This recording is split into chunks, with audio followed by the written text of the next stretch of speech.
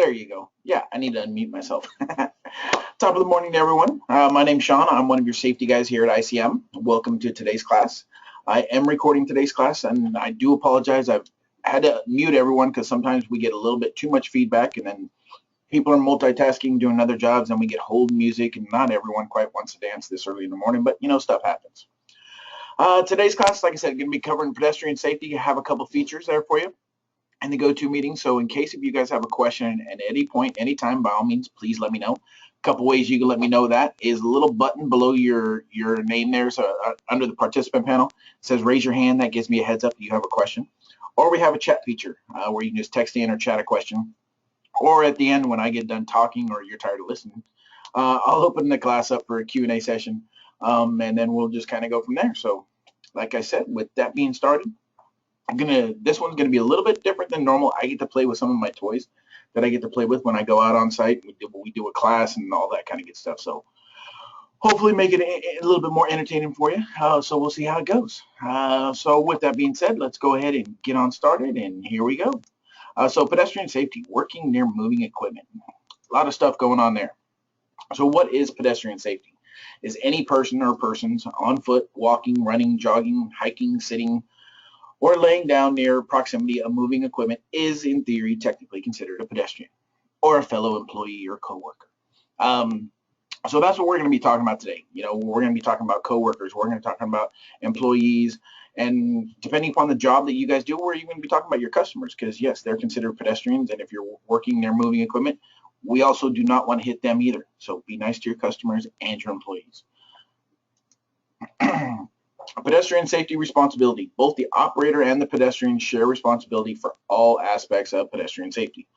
So it's when you're working near the moving equipment and all that kind of good stuff, it's the operator's job to see you. It's the employees or the pedestrian's job. Hey, guess what? I got some moving equipment coming to me.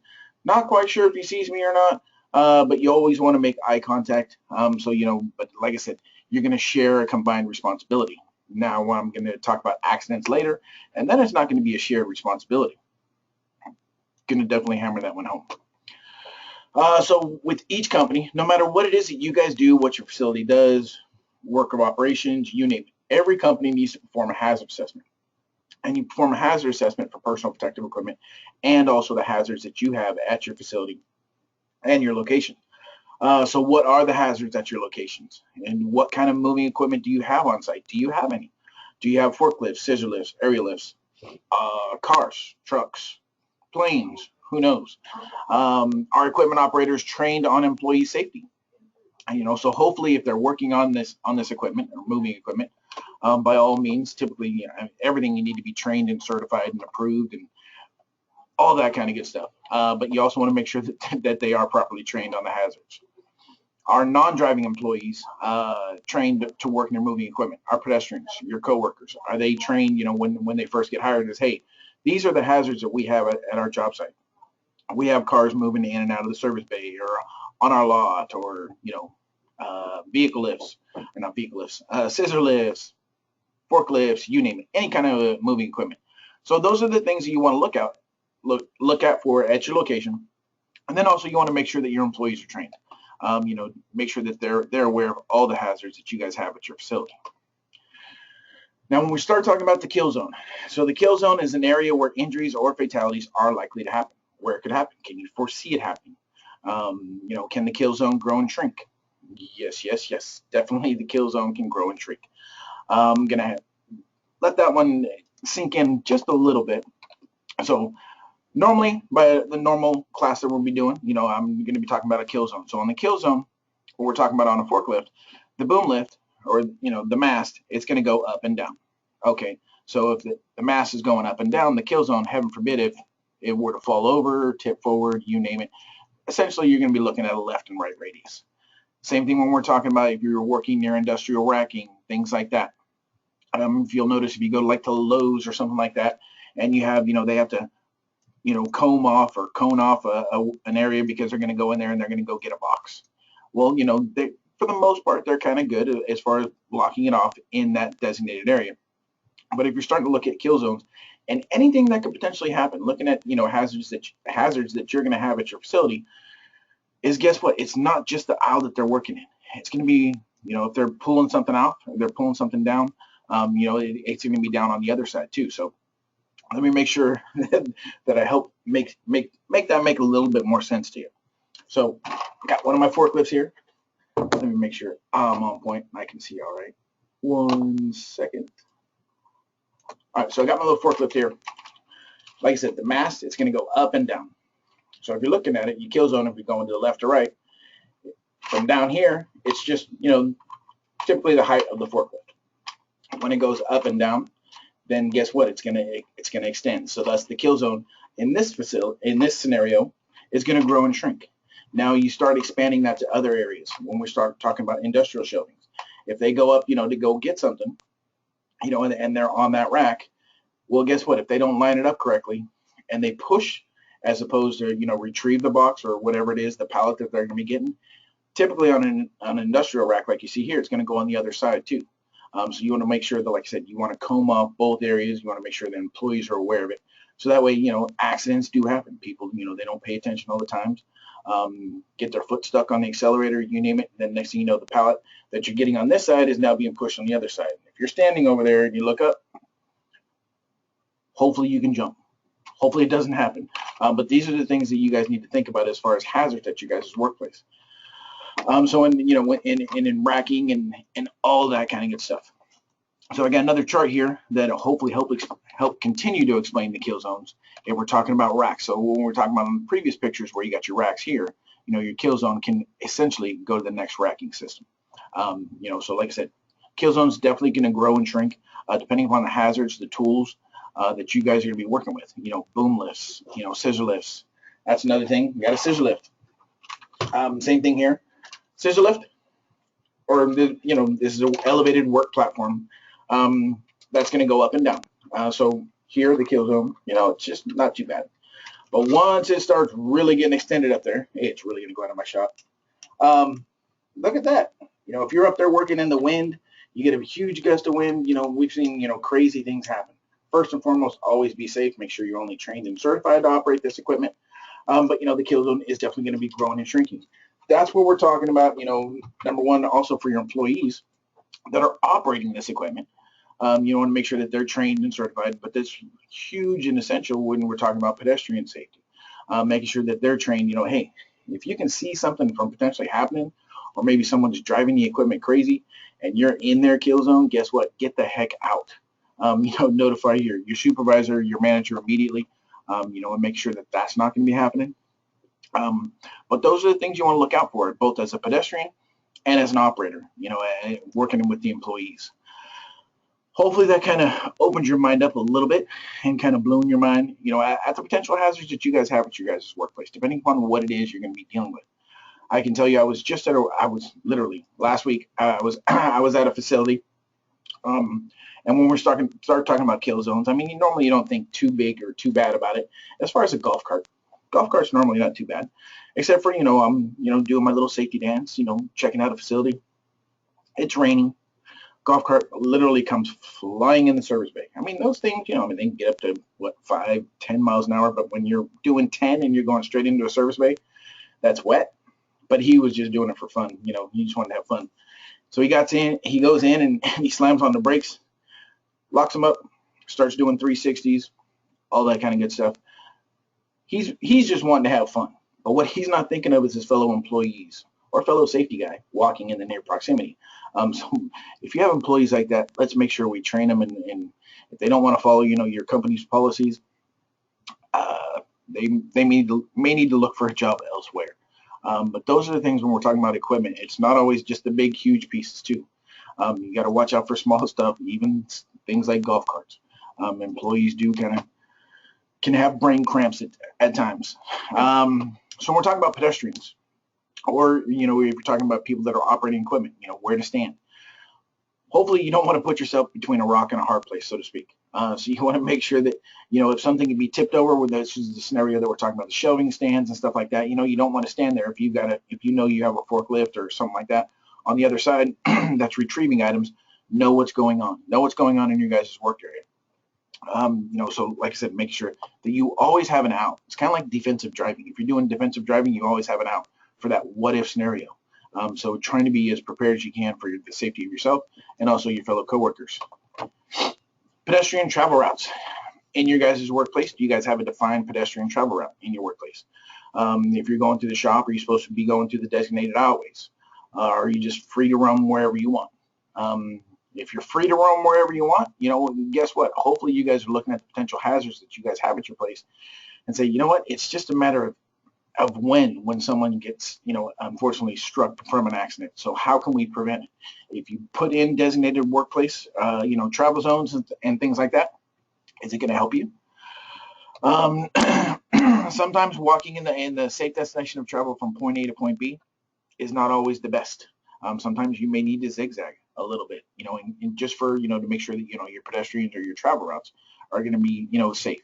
But if A to B works, your employees are safe, you're still getting the job done, you can't foresee something happening, by all means, then you're good to go. It's just each workplace or each facility is totally different on the potential hazards that you have or may have. And this is what you're looking for is the may have, kind of being that prognosticator, so to speak, looking into the future as far as, if someone has brain cramp, can someone get injured at your place? So walking 101. This sounds silly, but we now have to address just even standard walking. Eyes up. Look for equipment and kill zone hazards when walking. So hopefully your employees know, guess what? They're not going to be on their phone. They're not texting. They're not, Skyping. They're not doing whatever. If they're working near moving equipment, they need to stay on point. They need to look out for those hazards constantly. Hazards are going to change from each shift, each day, each hour, you name it, depending upon the task that you guys can be doing. So sounds simple, sounds pretty easy, but looking where you're going, hopefully not on the phone, not trying to be distracted, especially if you're working, near tons of moving equipment. So take a look at those things. Here's one of those see or being seen. High visibility clothing. Love it, like it, make it happen, Captain. So look, if you're looking at fishes, unless you're colorblind, in theory, you should be looking at the gold one. Kind of like a little nice picture there, but it's kind of like one of those common sense type things. If you're working near moving equipment, number one, like I said, I've already addressed it, you need to perform a hazard assessment for personal protective equipment. When we start talking about personal protective equipment, when we're talking about working near moving equipment or near proximity of moving equipment, high visibility clothing. So, things like jackets, shirts, you name it, that are just going to be like, ta-da, hey, I'm walking over here kind of type scenario. If something as little as that or as small as that can help reduce, and that's all it is for the hazard assessment, is if you can reduce an injury or a hazard from potentially happening, it's the company's job, to make sure that they're providing that personal protective equipment for the employees. So really, that's one of the things that we're stressing, and if you see it, if you go to like Costco, if you go to Safeway, guess what? You see them go walking out in the parking lot nowadays, even not during the night. Most of the time, they're all trained now that they're wearing high visibility clothing. Construction sites, shirts, vests, whatever it is that's going to work, making sure that you're going to be going. Some people, they're not convinced until they see it in code or if they see it in citation. Guess what? We're seeing it in citations now. Here's one prime example, and this, if you're working in an automotive area and things like that, guess what? Or construction, you're working near hazards.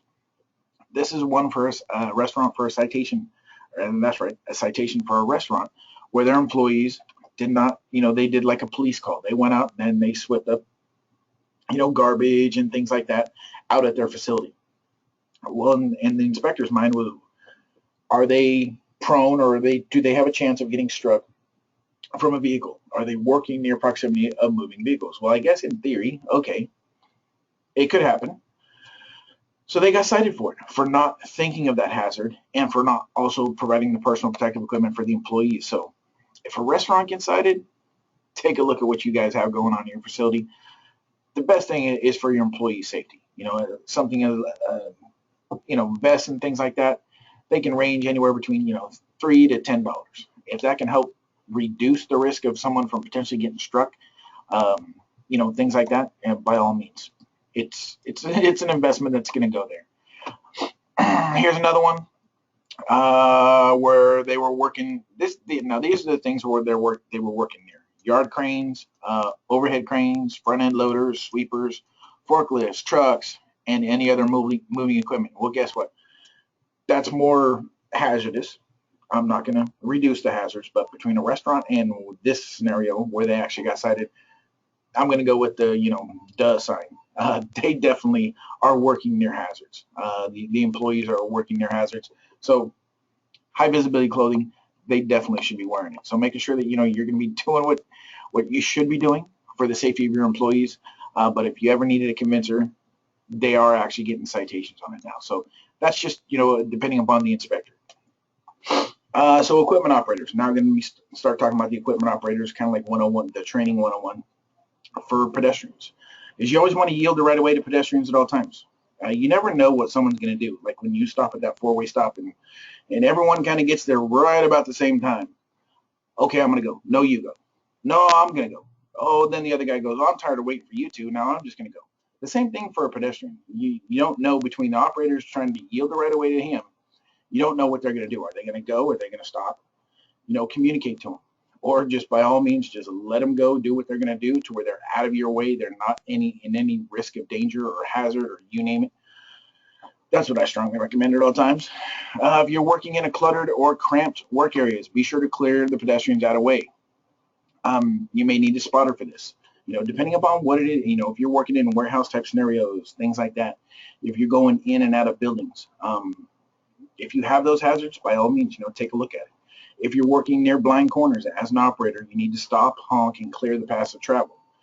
So, you're coming up to it. You can't see around the corner, depending upon what it is you're going to be carrying potentially. And sometimes people could be running, walking, you name it. So you don't want to run right into them. It's not going to be good. It's not going to be good for a 10,000. Forklifts, people really underestimate the power of these. Typically, forklifts, they weigh anywhere between 6,000 to 10,000 pounds. That's a lot of weight in this little thing. So normally when we start talking about forklifts and forklift related accidents, whether they're going to be struck by, we're not talking about nicks, we're not talking about bruises, we're not talking about scratches, we're talking about amputations, we're talking about fatalities. Because if you get pinned here and they just keep going, it's not going to stop. Or if you get pinned on the backside, you're essentially you're going to get crushed.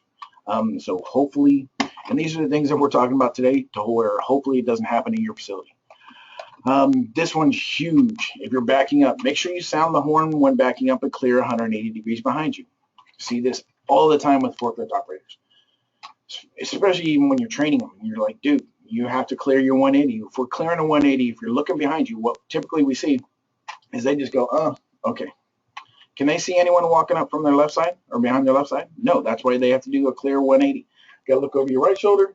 You got to look over your left shoulder. Clearing 180s at all times. What we see typically happen in like in warehouse type operations is they just get into the zone. Okay, well, we're getting boxes from storage area A, and I'm taking them over to storage area B. They just get in that routine, and maybe they have a mirror to where they're backing up 180 degrees. But do they look at it? No. They just get ingrained in it until that one time where they go, what was that? They look around and Bob's laying down on the floor and he's not doing so good. So hopefully that doesn't happen at your guys' facility. And that's why I'm trying to stress the importance on this. Equipment operators, slow down in high traffic areas or pedestrian highways. Do not move equipment if you don't have a clear view of travel. Believe it or not, I see this happen all the time, where employees are driving and they're going forward. Now, if you're driving this forklift and you're going forward, work with me here. Can you see the forklift driving in here? My imaginary forklift guy. No. Can the forklift driver see you? No. But normally what they do is they start looking out, which is a no-go. So, make sure that you can, if you're going forward, that you have a clear line of view. And guess what? Your forklift, it goes in reverse. You can turn around and you can go like this. Okay, and now we're backing up and now we're moving along. So you always want to have a clear, clear view of travel. You always want to look in the direction of travel. So guess what? If you don't have a clear view, you got to turn it around on 180. You got to make things happen. And make sure you're gonna be good to go, and your fellow employees aren't in hazard areas because you're kind of having a brain cramp. So making sure you get there. Start, stop, travel, and steer and brake smoothly. Control the kill zone and keep pedestrians clear. Constantly telling people, as an operator, you're responsible for your kill zone. So if you have employees working in it, guess what? You're wrong as an operator. You got to make sure that you're in control of it. You're the coach. You're the leader. You're the president of your work area. And if they're in your kill zone, guess what? You better get them out. And if they don't want to leave, you better get them out with authority. They don't want to get out with authority. I mean, we're not talking violence in the workplace here, people. A little bit of common sense. Go get your manager, go get your owner. Don't want you getting in trouble. But guess what? Sometimes people, they just need a little help and assistance, to make sure that they're doing the right thing. You as an operator, you want to make sure you're doing the right thing. Pedestrian safety again, 101. Equipment doesn't stop on a dime, so steer clear. Guess what? It really doesn't stop. So making sure you're not in those hazardous areas.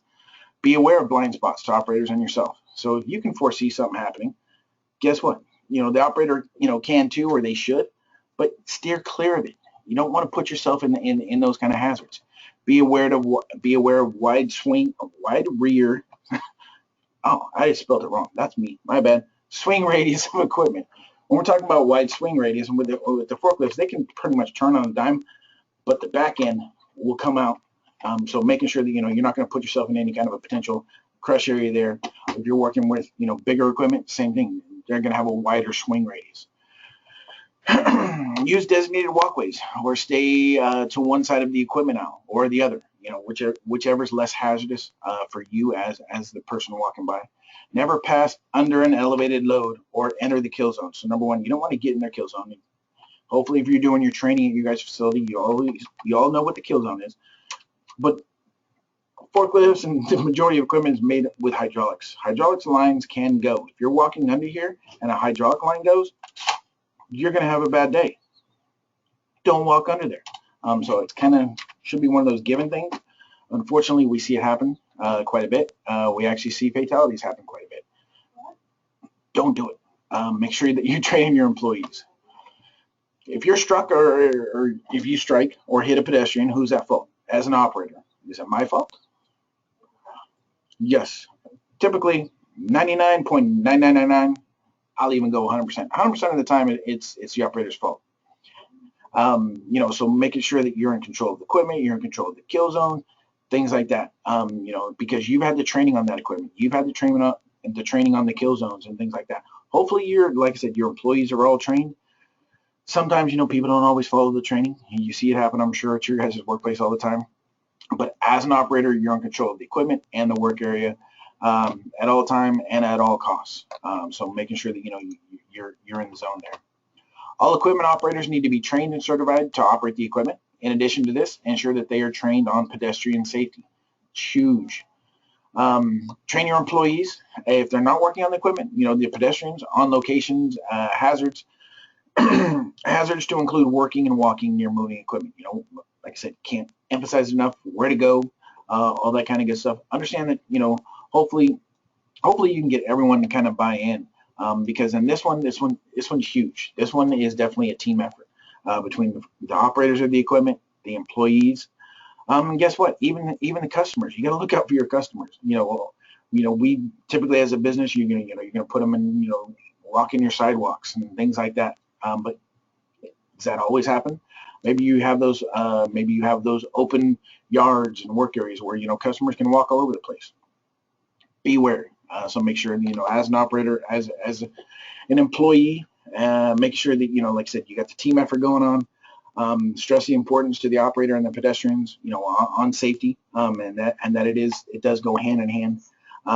If you have any kind of near accidents or near misses, by all means, don't chalk that up as that's just a rare freak occurrence. Guess what? It could happen again. But if you can potentially see something happen from that near accident or near miss, use it as a training exercise. Make sure you talk to your owners, you talk to your safety committee, and we say, hey, this almost happened. It didn't happen because of this, but how do we get it from potentially happening again? So taking a look at those kind of things and trying to make your workplace just as safe as possible, and making sure you're good to go there. As always, don't forget to utilize your resources here at ICM. We have tons of information on the website. The classes, obviously you guys are taking advantage of that, which is awesome, fabulous. I'm going to open it up. Hopefully it doesn't get too much clutter, but does anyone have any questions on today's class?